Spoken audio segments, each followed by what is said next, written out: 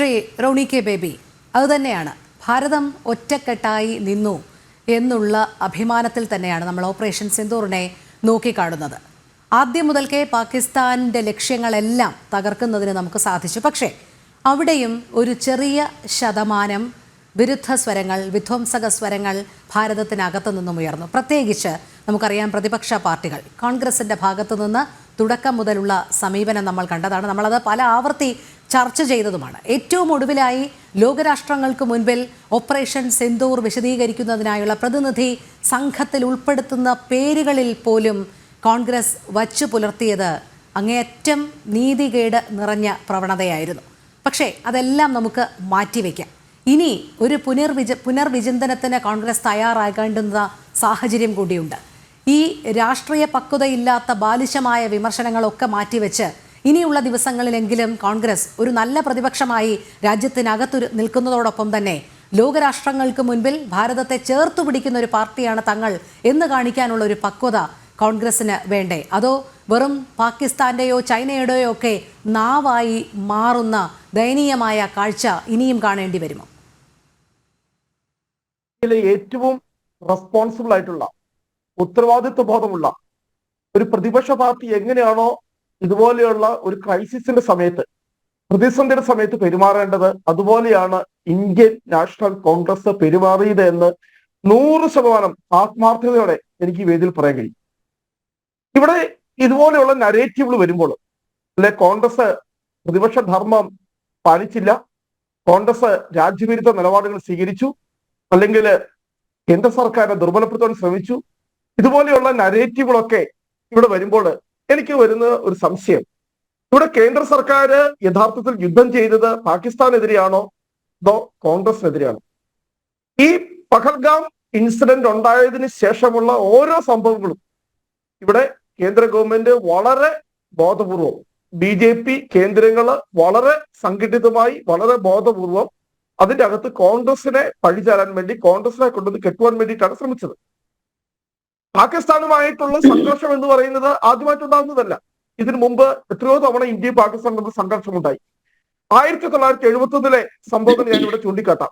അന്ന് ബഹുമാനപ്പെട്ട ജനസംഘത്തിന് നേതാവായിരുന്ന, അന്ന് പ്രതിപക്ഷ നേതാവായിരുന്ന അടൽ ബിഹാരി വാജ്പേയിയാണ് ശ്രീമതി ഇന്ദിരാഗാന്ധിയെ വിശേഷിപ്പിച്ചത് രാജ്യത്തിന്റെ അതിർത്തി കാക്കുന്ന ദുർഗാദേവിയാണ് ഇന്ത്യയുടെ പ്രധാനമന്ത്രി എന്ന്.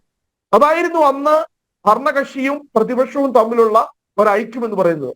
അത്രമാത്രം പ്രതിപക്ഷത്തെ വിശ്വാസത്തിലെടുത്തുകൊണ്ടാണ് അന്ന് ഇന്ത്യ ഭരിച്ച ഗവൺമെന്റ് മുന്നോട്ട് പോയത്.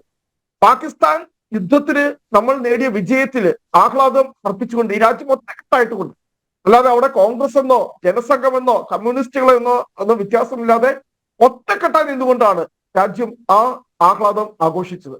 പക്ഷെ ഇപ്പോൾ ഇവിടെ BJP എന്താ, അവർ തിരങ്കാ യാത്രയുമായി ഇറങ്ങിയിരിക്കുന്നു, ഏകപക്ഷീയമായി, ആരെയും ഉൾക്കൊള്ളിക്കാതെ. ഇത്ര ഏറ്റവും അവസാനത്തെ ഒരു ഇൻസിഡന്റ് തന്നെ ഞാൻ പറയാം.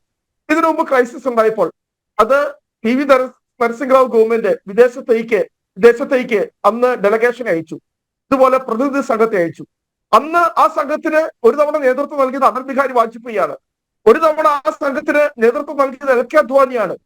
നമ്മുടെ പ്രധാനമന്ത്രിയായിരുന്ന ഡോക്ടർ മൻമോഹൻ സിംഗിന്റെ കാലഘട്ടത്തില് നമ്മുടെ സ്റ്റാൻഡ് വിദേശ രാജ്യങ്ങളിൽ വിശദീകരിക്കാൻ വേണ്ടി. ഇന്ന് ഈ രാജ്യത്ത് ഒരു പ്രതിപക്ഷ നേതാവുണ്ട്. നിങ്ങൾ എന്തുകൊണ്ട് ആ പ്രതിപക്ഷ നേതാവിനെ ഒന്ന് വിശ്വാസത്തിലെടുക്കുവാൻ, അല്ലെങ്കിൽ ആ പ്രതിപക്ഷ നേതാവിനെ ഒരു നിർദ്ദേശം, അല്ലെങ്കിൽ ഈ പറയുന്ന വിദേശ രാജ്യങ്ങളിലേക്കുള്ള ഒരു ഇന്ത്യൻ ഡെലഗേഷനെ നയിക്കുവാനായിട്ടുള്ള ഒരു മിഷൻ, എന്തുകൊണ്ട് അദ്ദേഹത്തോട് പോലും ഒരു കമ്മ്യൂണിക്കേഷൻ നടത്തുവാനായിട്ട് ഗവൺമെന്റ് തയ്യാറാകത്തില്ല? ഇതിനുമുമ്പ് ഒരിക്കലും ഇതുപോലെ പ്രതിപക്ഷത്തെ വിശ്വാസത്തിലെടുക്കാതെയുള്ള ഒരു നിലപാടോ ഒരു നീക്കമോ നമ്മുടെ രാജ്യത്ത് ഉണ്ടായിട്ടില്ല. ഇപ്പോൾ ഇവിടെ പറയുന്നു കോൺഗ്രസ് ദുഷ്പ്രചരണം അഴിച്ചുപിടിക്കുക. ഏറ്റവും അവസാനം നമ്മൾ കണ്ടു രാഹുൽ ഗാന്ധി ചോദിച്ച ചോദ്യം, അതിന് കാരണമായതാരാ? നമ്മുടെ ജയശങ്കർ വിദേശകാര്യമന്ത്രി നടത്തിയൊരു പ്രശ്നമാണ്. അപ്പോൾ നിങ്ങൾ കോൺഗ്രസിന് നേരെ വിരൽ ചൂണ്ടുമ്പോൾ എന്തുകൊണ്ടാണ് ഇന്ത്യയുടെ വിദേശകാര്യമന്ത്രി അങ്ങനെ പ്രസ്താവന നടത്തുന്നത്? ഞങ്ങൾ തീവ്രവാദി കേന്ദ്രങ്ങൾ മാത്രമേ ഞങ്ങൾ ആക്രമിക്കുകയുള്ളൂ, അറ്റാക്ക് ചെയ്യുള്ളൂ എന്ന് നമ്മൾ മുൻകൂട്ടി പാകിസ്ഥാന് ഇൻഫോർമേഷൻ കൊടുത്തിട്ടാണ് നമ്മൾ അവിടെ ആക്രമണം നടത്തിയത് എന്ന് ഇന്ത്യയുടെ വിദേശകാര്യമന്ത്രി പറയുമ്പോൾ ഞങ്ങൾ എന്താ ഇതെല്ലാം കേട്ട് ഇവിടെ മൗനം പാലിച്ചിരിക്കണമോ? ഇവിടെ എന്തിനു വേണ്ടിയാണ് വിക്രം മിശ്രയുടെ നേരെ ഇവിടെ വലിയ അധിക്ഷേപം ഉണ്ടായല്ലോ, വലിയ സമൂഹ മാധ്യമങ്ങളിൽ വലിയ ആക്രമണം ഉണ്ടായല്ലോ, അദ്ദേഹത്തിന്റെ കുടുംബാംഗങ്ങൾക്കെതിരെ, അദ്ദേഹത്തിന്റെ മകൾക്കെതിരെ. എന്തായാലും കാരണം എന്താണെന്നറിയാമോ? അദ്ദേഹം ഈ മെയ് മാസം 8-ാം തീയതിയോ 9-ാം തീയതിയോ നടന്ന ഒരു പത്രസമ്മേളനത്തില് ഒരു പത്രക്കാര് അദ്ദേഹത്തോട് ചോദിച്ചു, ഇന്ത്യയിൽ ഉണ്ടാകുന്ന ചില വിമർശനങ്ങൾ, ഇന്ത്യയിൽ ഉണ്ടാകുന്ന ചില അഭിപ്രായ പ്രകടനങ്ങൾ പാകിസ്ഥാന് ആയുധമാക്കുന്നല്ലോ. ഇപ്പോൾ വിക്രം മിശ്ര നൽകിയ മറുപടി എന്താ പറയുമോ? അദ്ദേഹം പറഞ്ഞത് ഇന്ത്യ ഒരു ജനാധിപത്യ രാജ്യമാണ്. ഇവിടെ വിരുദ്ധ ശബ്ദങ്ങളുണ്ടാവും, പ്രതിപക്ഷ ശബ്ദങ്ങളുണ്ടാവും. ആ ശബ്ദങ്ങളെ കൃത്യമായി തന്നെ അഡ്രസ് ചെയ്യുവാൻ, സംശയങ്ങളെ കൃത്യമായി തന്നെ അഡ്രസ് ചെയ്യുവാൻ, ചർച്ചയിലൂടെ ആ പ്രശ്നങ്ങൾ പരിഹരിക്കുവാൻ, സംശയങ്ങൾ ദൂരീകരിക്കുവാൻ കഴിവുള്ള ഒരു ഗവൺമെന്റ് ഈ രാജ്യത്തുണ്ട്. ഇന്ത്യ ഒരു ജനാധിപത്യ രാജ്യമാണ്, പാകിസ്ഥാൻ ഒരു ജനാധിപത്യ രാജ്യമല്ല എന്ന് വിക്രം മിശ്രി പറഞ്ഞതിന് പേരിലാണ് അദ്ദേഹത്തിന് സംഘടിതമായിട്ടുള്ള സൈബർ ആക്രമണം. ഇവിടെ ഈ പറയുന്ന BJP അനുകൂലിക്കുന്ന കേന്ദ്രം അവർ തന്നെയാണ് ഈ വിക്രം മിശ്രി. എന്നിട്ട് അതിനെ ഒന്ന് തള്ളി പറയാൻ വേണ്ടി ഇപ്പോൾ പറയുന്ന ഇവിടെ ജാതി കൊണ്ടുവരുന്നു, മതം കൊണ്ടുവരുന്നു. ആരാ ഇവിടെ ഇന്ന് സുപ്രീം കോടതി എന്താ പറഞ്ഞിരിക്കുന്നത്? ആർക്കെതിരെ? വിജയ് ഷാ. ആരാ വിജയ് ഷാ എന്ന് പറയുന്നത്? BJPയുടെ മധ്യപ്രദേശിലെ ഒരു മന്ത്രി. അവരാണ് ഇന്ത്യയുടെ ഏറ്റവും അഭിമാന പുത്രിയായിട്ടുള്ള സോഫിയ ഖുറേഷിക്കെതിരെ എത്രയും മതപരമായിട്ടുള്ള വംശീയപരമായിട്ടുള്ള പരാമർശിച്ചത്. ഇവിടെ പാകിസ്ഥാൻ എന്താണോ ആഗ്രഹിക്കുന്നത് അത് ഇന്ത്യയിൽ ആര് നടപ്പാക്കുന്നു? BJP നടപ്പാക്കുന്നു. ഇതിനു മുമ്പ് പാകിസ്ഥാൻ ഇന്ത്യയിലേക്ക് തീവ്രവാദ ആക്രമണമൊക്കെ കടന്നു വന്നിട്ടുണ്ട്, യുദ്ധമായി വന്നിട്ടുണ്ട്. അന്നൊന്നും മതം എന്ന് പറയുന്നത് ഇന്ത്യയിൽ ഒരിക്കലും ഒരു ഘടകമായിരുന്നില്ല.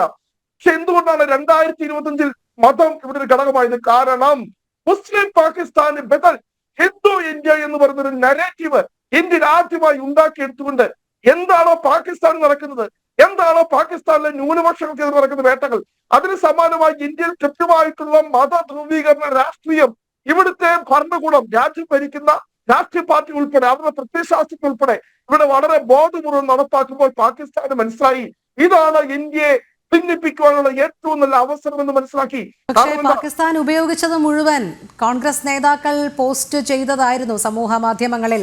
ഭാരതത്തിനെ ഇകഴ്ത്തിക്കൊണ്ട്, പ്രധാനമന്ത്രിയെ ഇകഴ്ത്തിക്കൊണ്ട് ഈ പഹൽഗാം ഭീകരാക്രമണം നടന്ന മണിക്കൂറുകൾക്കകം അതായിരുന്നു അന്ന് പാകിസ്ഥാൻ മുഴുവൻ സമൂഹ മാധ്യമ പോസ്റ്റുകളിലും അവർ ഷെയർ ചെയ്ത പോസ്റ്റുകൾ നമ്മുടെ കോൺഗ്രസ് നേതാക്കളുടേത്.